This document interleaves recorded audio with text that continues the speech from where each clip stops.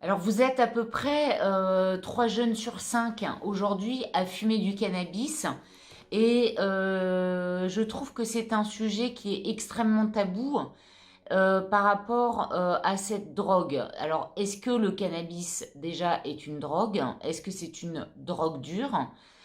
Comment en fait savoir si on est addict au cannabis ou pas et s'il a un réel impact en fait sur notre développement personnel et sur la réalisation de nos projets de vie. Alors je dirais qu'aujourd'hui, quand on étudie le cannabis, on sait que c'est une plante extrêmement ancienne qui fait partie des plantes sacrées. Elle est utilisée depuis des millénaires au Moyen-Orient, en Inde ainsi qu'en Chine.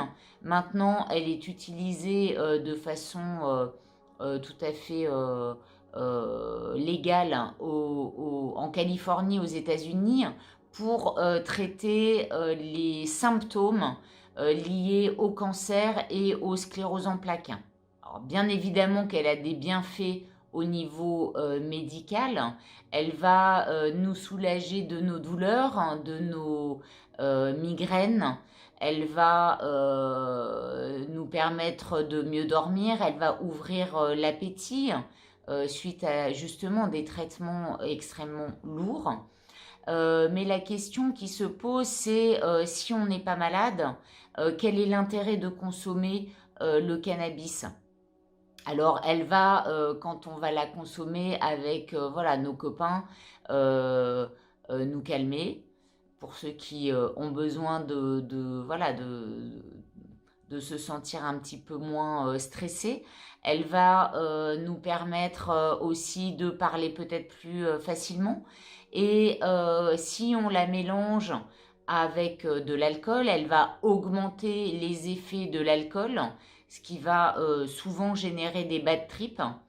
Elle va également, en effet secondaire, créer une forme d'apathie. Donc plusieurs heures après, on n'a plus ni envie, ni besoin de réaliser nos projets. Alors pour certains, ça va être l'école, pour d'autres, ça va être le travail, réaliser nos rêves. Et elle va également amplifier une sensation en fait de dépression. La particularité du cannabis, c'est que quand vous la fumez, en fait, l'émotion, l'état émotionnel dans lequel vous vous trouvez va être figé. Donc si vous n'êtes pas bien, si vous êtes un peu déprimé, si vous êtes triste, le cannabis va amplifier en fait cette sensation de tristesse, d'angoisse, d'anxiété. Et là, on peut bien évidemment vivre des bad trips ou des états dépressifs extrêmement forts. Alors, elle a un impact très fort sur notre système nerveux. Elle agit de façon quasiment immédiate. Elle a également un impact à plus ou moins long terme sur notre système cardiovasculaire et elle va également augmenter et amplifier l'alcool qu'on va consommer. Alors elle peut aussi malheureusement générer des maladies psychiatriques qu'on va retrouver en fait chez les adolescents et les jeunes enfants, qui est la maladie de la, en fait, qui est la schizophrénie, qui est une maladie généralement liée à l'adulte. Donc la consommation de cannabis va déclencher chez l'adolescent une schizophrénie beaucoup plus rapide, beaucoup plus forte et qui a des effets souvent dévastateurs.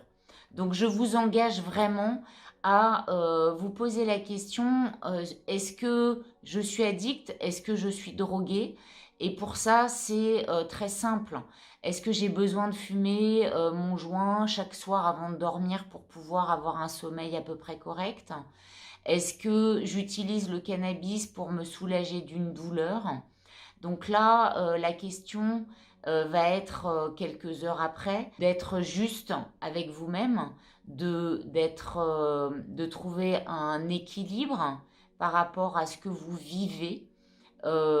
Qu'est-ce qu'elle vous apporte de positif, mais qu'est-ce qu'elle vous empêche aussi de faire? Parce qu'évidemment, toute drogue, quelle qu'elle soit, a un effet immédiat bienfaisant. Mais c'est pas parce qu'il est bienfaisant dans l'immédiat qu'il est bon pour nous et qu'il ne nous détruit pas à long terme.